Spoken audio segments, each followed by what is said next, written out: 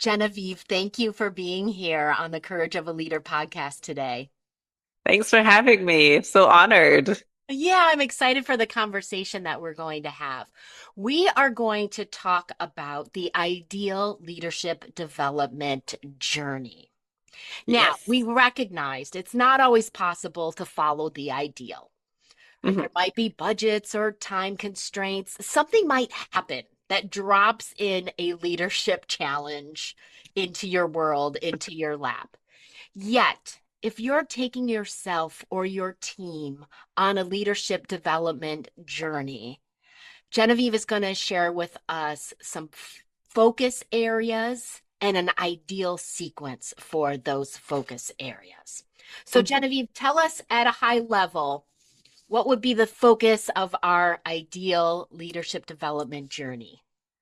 Thank you. So this focus, the journey, and I love that you call it a journey because it really is a journey. We were just talking about that before you hit record, right? It is a journey and it's not an overnight process. And as long as you're willing to create change in your life and in your leadership style, then this is where it starts. Based on the experience of over 10 years of coaching and multiple years of leadership ourselves, we start with self. We start with leading yourself, understanding yourself. What are your triggers? How can you become more emotionally intelligent to be able to recognize that and to create some awareness on your own journey and on your own development, but also in what is preventing you from growing as a leader. So once you can understand yourself, then you can lead others.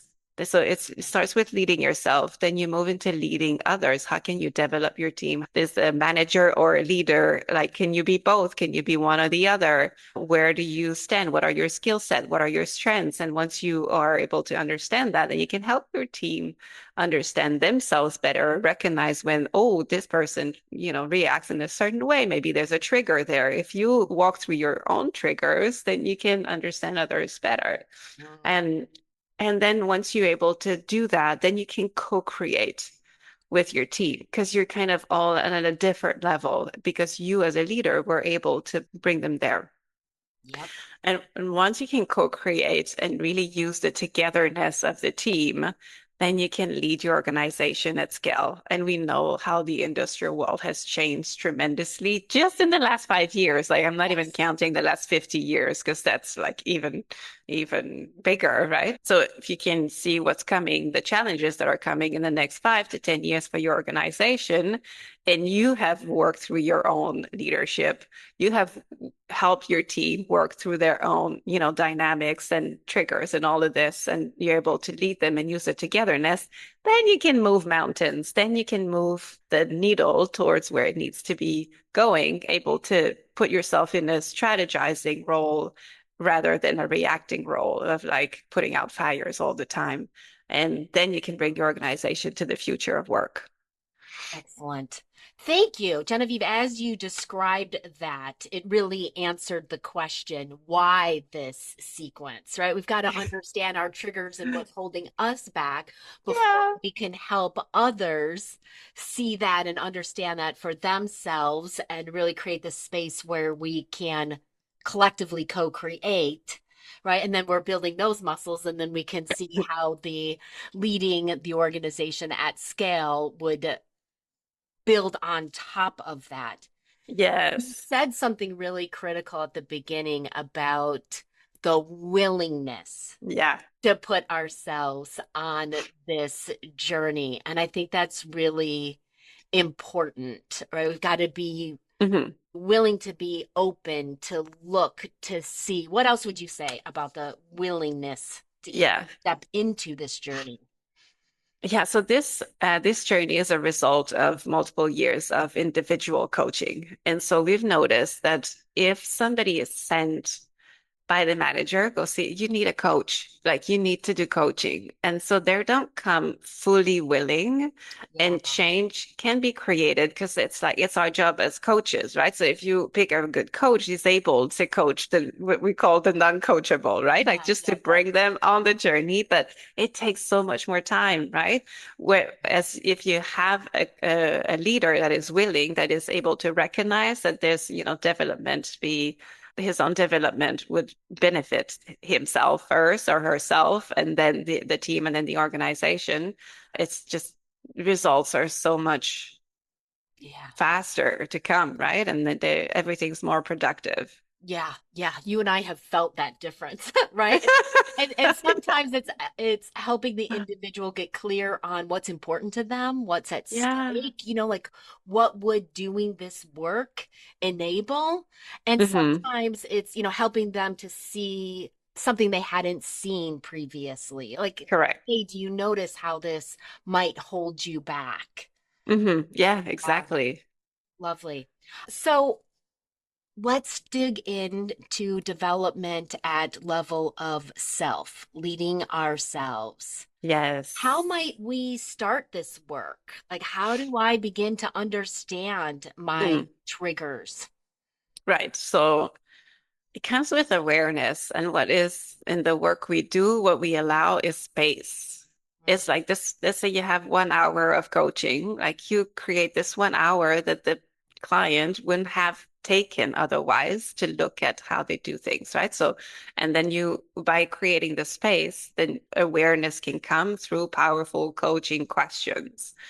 And then you can be aware of your own triggers. And what we say is, what does that mean, even triggers? And Yeah. it's more like how do you react in a situation that you feel emotions become stronger for yourself, right? So they must come from somewhere, and then maybe it doesn't belong to the situation. It belongs to a trigger that you would have in any given situation with any other person. So creating awareness around what does that mean for you?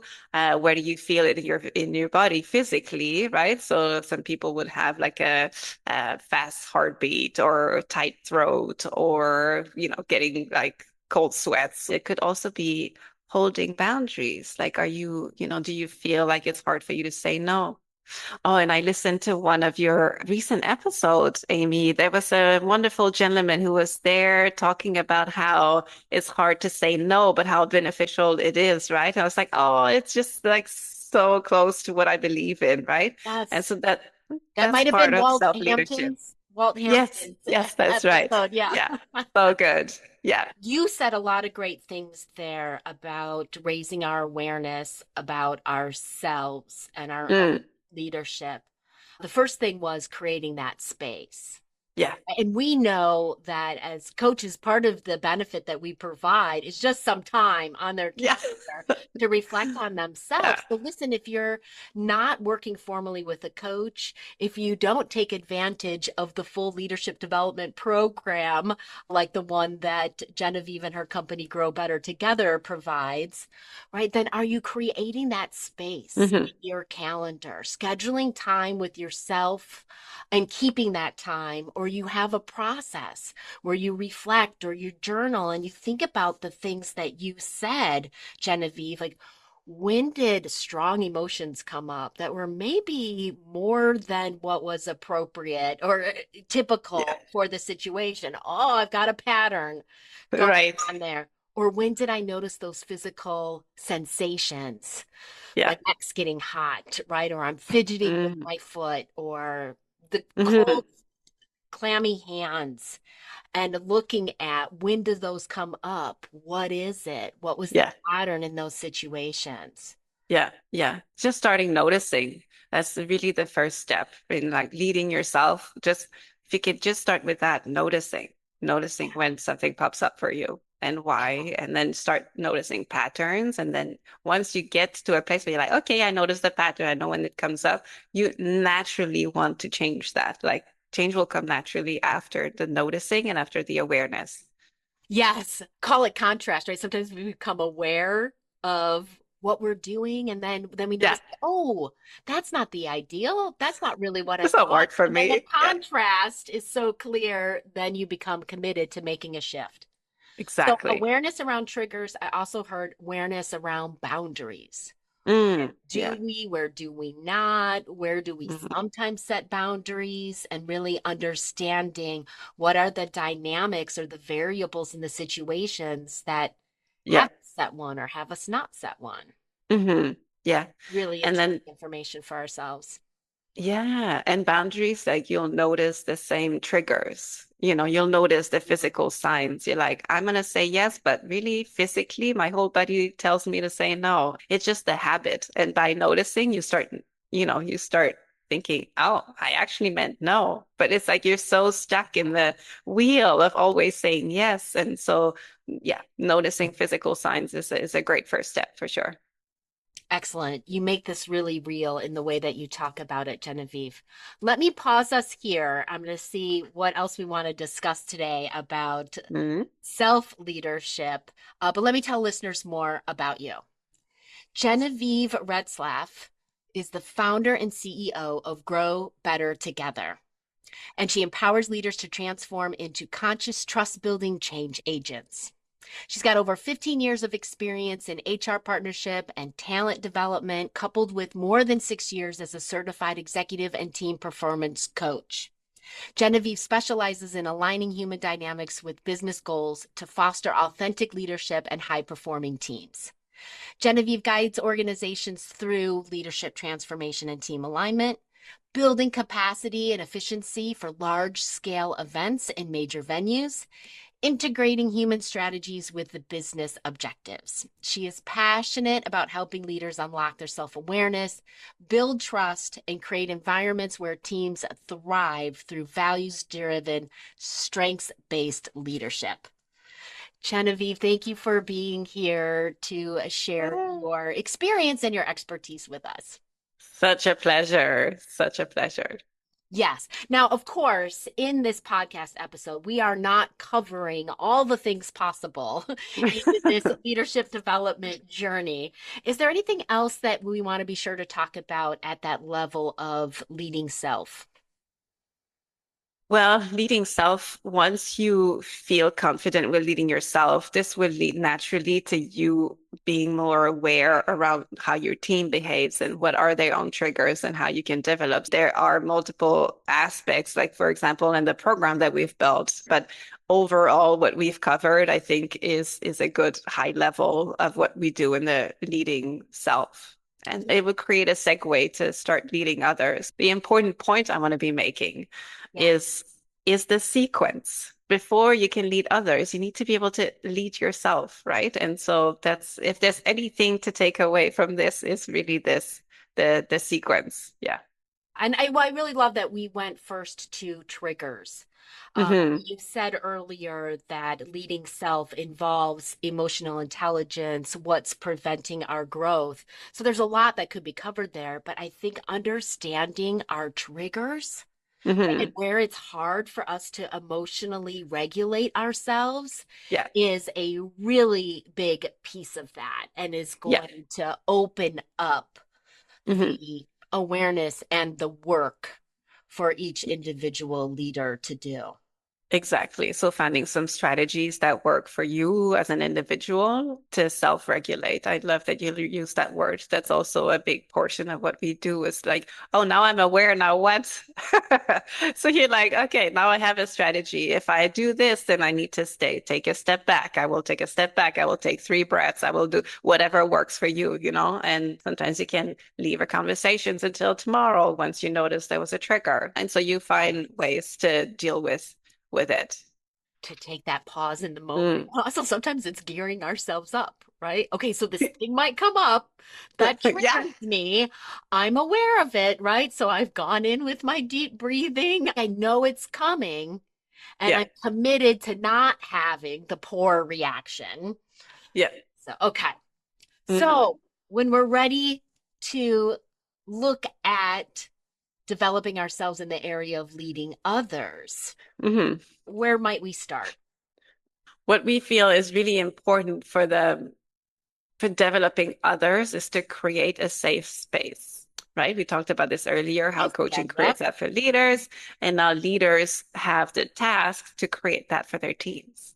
Nice. And what does that mean? Like, well, you can create a space where people can be vulnerable, including yourself as a leader. You can create a space where trust is the foundation of your team. But how do you do that, right? How do you bring your team to trust you? If trust is low on that team, then how do you bring that back?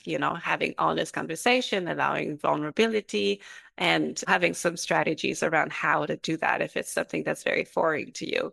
Then you can notice, what are my people good at? What are they really in the right structure? Are they in the right role? Could I develop them further? And then you kind of step out of the operations as you do that, right? So you become more of a leader than a manager. And and then letting them fail, letting them try, then creating that safe space where it's okay. Then also, like as a nice ripple effect going into leading at scale, that's for the next step is that you allow innovation to happen when you let people take risks. And then once you have all the team working as it together, then you can, as I said earlier, right, you can co-create and say, okay, this is where the ship is going. Who's with me? Who's on that mission? Let's get on board. Let's do that together. And then just having people engaged in a mission that you both have in common. Yeah. And as you talked that through, Genevieve, again, that creates the story of why it's so important to create the safe space, some ways that you can do that to enable a group of Hmm. people to truly co-create together. I Hmm. want to dig a little deeper on creating the safe space. You Yeah. said some things that can help create that, help support that. Being vulnerable, right? Being the Hmm. leader who goes first and say something vulnerable about your thoughts or your feelings or what you're most confident about or not as confident about, still figuring Hmm. out. Being honest. You also talked about making it safe for people to try and fail and flounder, right? And not be the leader who runs in to save the day, but let them have their learning, Hmm. be there to support, allow the innovation, right? Don't be shutting down and killing the new ideas that come your way. Right. Yes. Um, Yes. I heard that in what you said. Anything else that you would say about how to create that safe space? Because there's a lot of talk about that Hmm. in the dialogue these days. And I think sometimes leaders struggle with how do I do this? Hmm. Compassionate communication is another tool. It's something you can learn to do. Like you can say, "Oh, I'm not a very compassionate people. I'm not empathetic, and therefore I cannot have compassion." I think that's not true. Right. Everybody can learn to be more compassionate and bring people in with compassion. Listen, I know it's really hard for you to do X, Y, Z. I noticed this. I see this. Would you like us to talk about this? I need us to achieve that goal. And so for us to achieve that goal, I will need you to, do that. I see it's hard for you. How can we make that better? Yeah. How can I support you? This kind of thing. And so I mean, it's just an example, but it's compassionate, it's vulnerable, saying like, I don't have all the answers. I don't know what to do. Help me understand. Help me help you. Help me help us. Help us bring the company forward. I'm here for you. Because listen, people, the marketplace is dynamic right now. And if we're going to be competitive and our business is going to be around 5 years from now, we have to do Yeah. things we've never done before. So Yeah. inherent in that is not knowing how to do it all. Yeah. Yeah. Love that your response was compassionate communication. And that really could mean one or two statements of acknowledgement in the moment, Hmm. or just Yeah. being with the person as they talk about how it is for them. Hmm. How has this been challenging? And just having them be heard. I think as leaders, we're often socialized like we're supposed to move things forward. We're supposed to fix Yeah. things. And if someone's not Get feeling things great done. about something, we're supposed to immediately help them feel better. Yeah. What we resist persists, right? Give the Yeah. person the moment to speak to that and have Hmm. yeah, have that compassionate acknowledgement. the name of your podcast is The Courage of a Leader, right? And Yeah. so going back to your question about vulnerability, for some people it's very hard, but it's really a strength, right? Vulnerable leaders have better corporate performance. Like there's really a correlation there. So if you're vulnerable, it's good for you, it's good for the company, but it's not seen as a strength at all. It's seen as a weakness. And so we're trying to change that perspective. I know there's your podcast, there's the Simon Sinek, there's all the great leadership gurus out there that they talk about vulnerability, but it's not lived really in the corporate world, not as far as I can see. So it's like, how do I make this? How do I become more this vulnerable leader? Well, maybe you need courage. And, what do you need to take that first step? Well, maybe you can practice this behavior in a low stake situation with your partner or with your children or with, whatever. It doesn't have to be at work at the first time you try that. If it's a muscle you feel you need to build that is not there, not quite, Yes. Yes. So we're trying to build the rationale for it, right, Genevieve? We're Yeah, saying that if you're being assertive, if you're going to keep that competitive advantage, you're going to be doing things you've never done before. It's okay to talk about what's unknown or what's uncertain. There is uncertainty in our yeah, marketplace right now, everywhere. And the studies show more vulnerable leaders have higher results. They have more absolutely. results.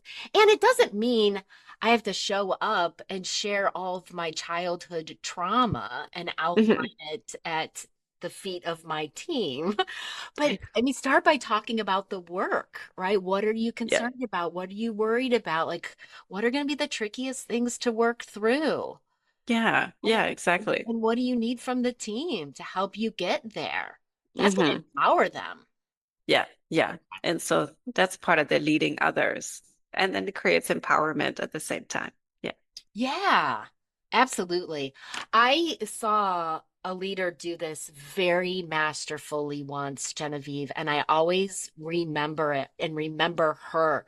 She was a sales leader, and they were completely changing everything about their sales approach, their processes. It was a whole different mindset.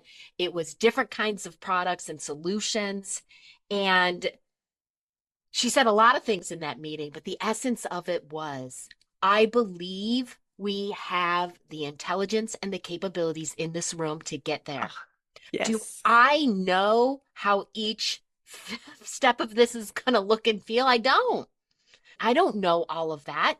I know that collectively we can figure that out.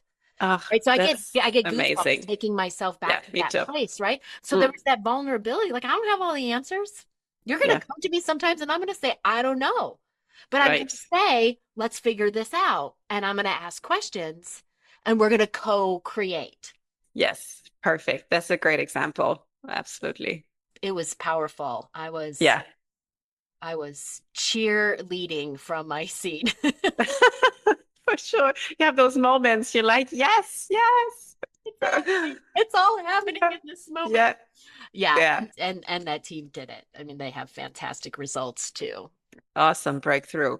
So, are we talking about leading the organization at scale now? Yeah, that would be the next step in the sequence. Yes, exactly. And I mean, we know even since the pandemic, right? Like, and I really try to stop talking about the pandemic, but more like this, transition that we're all going through and feeling because there was the pandemic that created like new needs and wants from team members. But there's also this whole new generation coming into the market, right? A Generation Z, they don't want the same things. And even if like you resist it as a leader, you're like, ah, they're this, they're that, and whatever you want to judge it, it's not going to be helpful. First of all, it's creating, lowering your vibrations. You feel you're more in the lack. So you don't want to be there because it's never going to help anyone. But also they're there. Like it is a fact. There's nothing you can do about it. And so if it's hard for you to accept that, well, work on resilience. But if you want to make this work, well, leading at scale is the next step that will help your organization just look at what you have and look at the changes and then see how you can transform your organization or make your organization transformation ready. And so Ah, everything is changing so fast, Amy. yes. It's really crazy. And so in order for you to do that, well, you can use the togetherness of your team that you had just, learned how to lead and use this momentum and you can co-create together. You're not on your own. You're not like, oh, I have to strategize now and bring my organization forward. But you have your whole team with you now that can help you Mhm. co-create.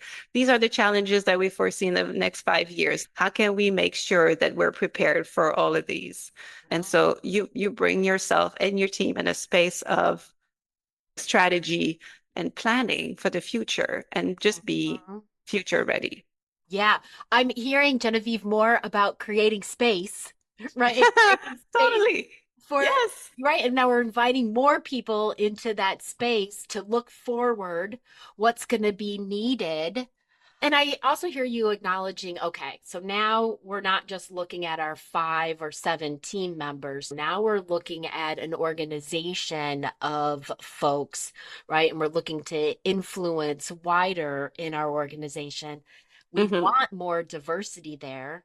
And with diversity comes a variety of wants and needs, Yes. regardless of what their situation is at home, how the pandemic and our journey since then has shifted how people think and feel about work and their work setup and their work Hmm. environment. And yeah, we've got more generations in the workforce than we ever have Hmm. had. Yeah. So there's a variety of perspectives and needs and wants that comes with Yes. that. So accept that and be Yeah. ready to help like figure that out. Yes, and I would even change the word accept it to Ah, great. embrace it Nice. because if you embrace it, there's, the McKinsey report. I don't know if you're like me, like I read this like with excitement. Every October it comes out, right? And so if you have diversity in your leadership, in your teams, that the more diversity, the higher the corporate performance. If there's really a strong correlation between diversity, either be it generation, gender wise, ethnicity wise, like the more diversity, the better for you and for your organization. So if you're like, it's fine, I accept it, it's almost like you're not quite there yet. You need to just use it to your advantage and just bring yourself, your team, everybody thriving into this future of work, right? Embrace, leverage. Yeah, those Mm. are powerful words to get the organization transformation ready. Yes. Leveraging the strengths becomes even more critical because sometimes I think it's easy at this stage of development to think, I'm the leader, I'm trying to be the change agent here, but Hmm. I might not feel like I'm visionary or I'm inspiring Yeah. or I'm this or I'm that. And Hmm. how do you be aware of and tap into the strengths Yeah. around you? It comes back Yes. to the embracing. Yeah. So just to piggyback on what you're saying is leaders will naturally, that's like a recruiting bias, right? You want to hire people that are the same as you. And I see this also just in the organizational design work that I do with clients. It's like, let's look at your team strengths. Oh, they're all very strong in relationship building and strategy, but there's a bit of lack in execution or all the different themes from the Gallup Strength Finder that I love so much. So you could really see black on white, like that leaders will tend to recruit for similar skills and and just be more intentional about maybe I don't resonate personally with that person, but they could bring experience and skills that I would be complementary. And that's the goal. That Yes. helps diversify. And of course, ideally, build that diversity, invite that diversity into your team. Now, many companies and many leaders are not adding to their teams right now. So I Hmm. was thinking to translate this for any team leader in an organization, there are those beyond your team. Who can you bring into the conversation that has a Yes. different background, that has a different way of thinking Hmm. about this? I mean, you can invite someone to a team ideation conversation or like, hey, we want to run Yes. these plans past you and cast your net wider in that way. If like you don't have an open head count to add to Mhm. your diversity right now. Yeah, that's a very good point. Yeah, thank you, Amy, for making that point because it's true that there's a lot of company downsizing right now. So they're not in a expansion thinking, but that's exactly when you need innovation. And so building a resilient mindset is even more important. And yes, absolutely, cast a wider net. That's a great idea. Genevieve, we could talk about so many pieces of this journey in more depth. Let me wrap us up with this question. So let's say I'm a team leader out there. I've done some development work. Folks on my team have done some development work. I'm not sure where to go next, where to kind of meet people where they're at. What would be a first step or a next step that you Mm. offer? I would say creating space, either if you don't have a coach or you don't have anyone who will create space for you, you need to create space for yourself, like thinking space and mind space, so you can think about the goals. What is missing? What would be serving you most right now, like today? Maybe don't think about in the next 5 years for now, but if you're struggling about like I'm feeling a bit icky about a certain situation, what would help you and not see the negative part? I don't have that, but more seeing it as a what do I need to get there? What do I need to get where exactly? Am I clear on my goals? And it could be a smaller goals. It doesn't need to be an organizational goal. It could be just like I need my team to communicate better. How can I do this as a leader? Just take small bites. Like it really doesn't need to be a long-term thing. Just start with something small. And also that's more digestible, right? Yeah. What's the next step to move me or the team forward? Genevieve, I should have known that the answer was going to be creating space. And I, It's a theme. yeah, It's a theme for us, Amy. and I love it. That's exactly it. Create that space in the flow of your days on your Mhm. calendar and stay Yeah. committed to it. Because we know and we see when leaders take that time to Hmm. think, reflect, plan, look Hmm. forward, uh, Yeah. the magic happens. Yeah, and if I have a lot of leaders who will tell you I don't have time for this. I don't have time. And so I would say, well, then you can't create change. It'll be hard for you if you don't make the time. It's the same as, I'm a mom of two. I need to I work a lot and I need to make time to go and get some exercise. Like it's a little bit of the same. Like I can just sit there and complain that my health is suffering, or I could say, how can I make time? And so it's just like feeling empowered to create that change for yourself. It's just going to make a massive difference.